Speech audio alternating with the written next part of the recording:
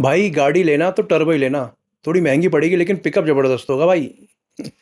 अच्छा, अभी आप लोगों को भी टर्बो गाड़ी के बारे में यही पता होगा कि भाई टर्बो गाड़ी का पिकअप ज़बरदस्त होता है as compared to non turbo गाड़ी या नेचुरली एस्पिरेटेड गाड़ी। बट और ये आपको ये भी पता होगा कि भाई ये जो पावर आती है ये टर्बो चार्जर से आती है। लेकिन बहुत कम लोगों को ये पता है कि ये पावर आती कैसे है, टर्बो चार्जर ये पावर देता कैसे है।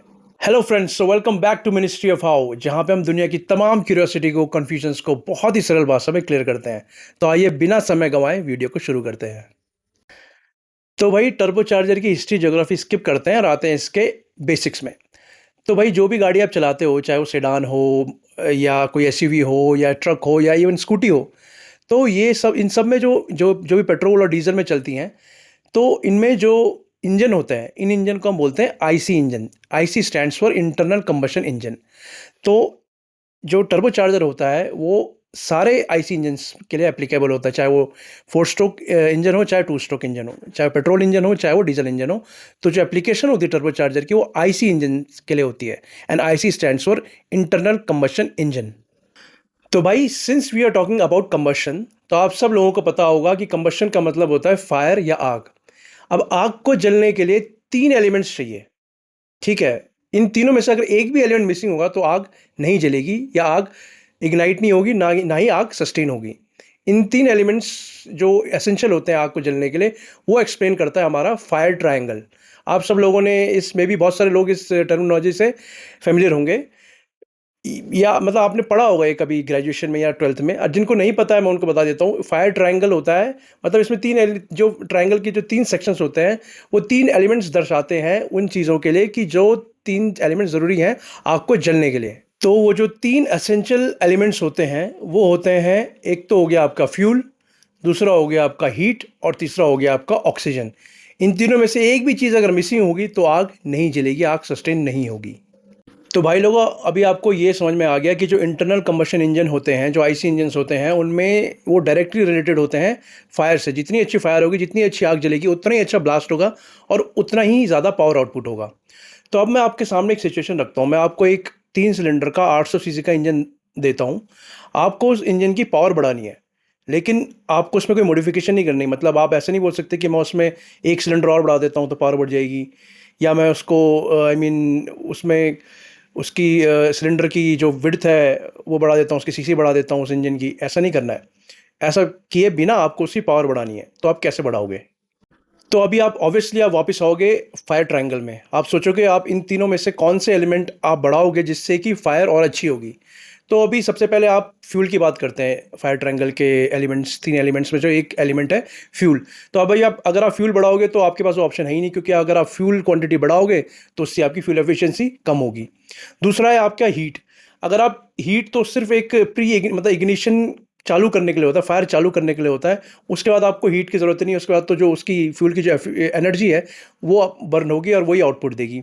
अब तीसरा जो बचा है वो बचा है ऑक्सीजन, यानी कि एयर। तो ऑक्सीजन आप जितनी ज़्यादा बढ़ाओगे उतनी ही अच्छी फायर हो सकती है ना। तो यहीं पे आता है टर्बो चार्जर का काम। This is where turbocharger is applicable. तो भाई अभी बहुत सारे व्यूअर्स के दिमाग में ये आ रहा होगा कि भाई जब हमें सिलेंडर में हवाई देनी है, हाई प्रेशर या हाई डेंसिटी हवाई देनी है, तो उससे उसके लिए हम इतना मतलब एक्सपेंसिव प्रिसीजन और हाई आरपीएम मशीन की यूज़ करें, जैसे टर्बो चार्जर की यूज़ कर रहे हैं हम। सिंपल हम एक एयर कंप्रेसर या एक अपना एयर पंप या एयर कंप्रेसर लगा दो, वो high pressure high density air दे देगा सिलेंडर को, उससे हमारी आउटपुट बढ़ जाएगी। लेकिन नहीं भाई, क्योंकि उस एयर पंप को या एयर कंप्रेसर को जो चलाने के लिए भी आपको एनर्जी चाहिए। यानी कि आप या फिर पेट्रोल से चलेगा, क्योंकि वो एयर कंप्रेसर को भी तो एनर्जी चाहिए चलने के लिए। तो या पेट्रोल से चलेगा या कोई सी इलेक्ट्रिकल डिवाइस से चलेगा, बैटरी से चलेगा। तो बैटरी को फिर चार्ज करने के लिए आपको फ्यूल चाहिए या कुछ एक्सटर्नल सोर्स चाहिए उसको चार्ज करने के लिए। तो यहाँ पे हम एफिशिएंट क्या करा फिर हमने, जब हमने एक एयर कंप्रेसर को भी हम एक्सटर्नल पावर से ही कर रहे हैं।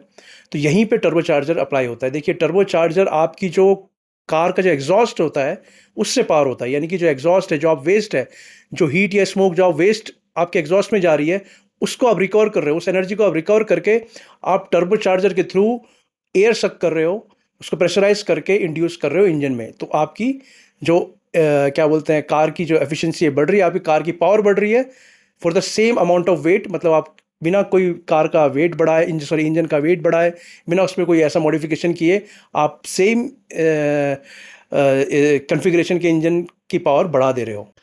तो भाई अभी तक आपको टर्बो चार्जर के बारे में इतना क्लियर हो गया कि हम टर्बो चार्जर क्यों यूज़ करते हैं। अब फटाफट से इसके बेसिक ऑपरेशन के बारे में पता करते हैं, इसके बेसिक प्रिंसिपल के बारे में पता करते हैं कि ये जब इंजन से कनेक्टेड होता है तो ये कैसे ऑपरेट करता है, ये कैसे काम करता है। तो जैसे कि आप ये देख रहे हैं कि ये इंजन है, इंजन का एक यूनिट है। तो जो नॉर्मली नेचुरली एस्पिरेटेड इंजन होते हैं उनका जो एग्जॉस्ट होता है वो एग्जॉस्ट मैनिफोल्ड के थ्रू एनवायरनमेंट में रिलीज हो जाता है, ठीक है। बट जो टर्बो इंजन होता है या जो टर्बो चार्ज इंजन होता है उसका जो एग्जॉस्ट होता है वो एनवायरनमेंट में रिलीज होने से पहले वो जाता है अपने टर्बो चार्जर में। तो टर्बो चार्जर के टरबाइन साइड से वो होके जाता है और फिर रिलीज होता है एनवायरनमेंट में।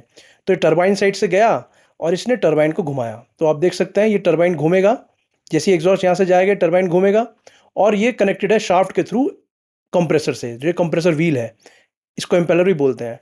तो ये कंप्रेसर व्हील भी घूमेगा, तो ये एयर सक करेगा एनवायरनमेंट से, फिर एयर सक करके इसको प्रेशराइज करके ये अपना देगा आपके इंजन को। और यहाँ पे आप देख सकते हैं यहाँ पे एयर कूलर है।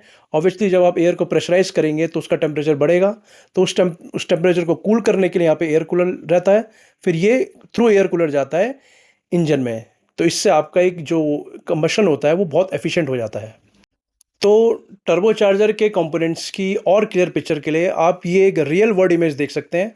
देखिए इस फोटो में राइट हैंड साइड में टरबाइन व्हील है, लेफ्ट हैंड साइड में कंप्रेसर व्हील है, जो कि दोनों कनेक्टेड है एक शाफ्ट के थ्रू।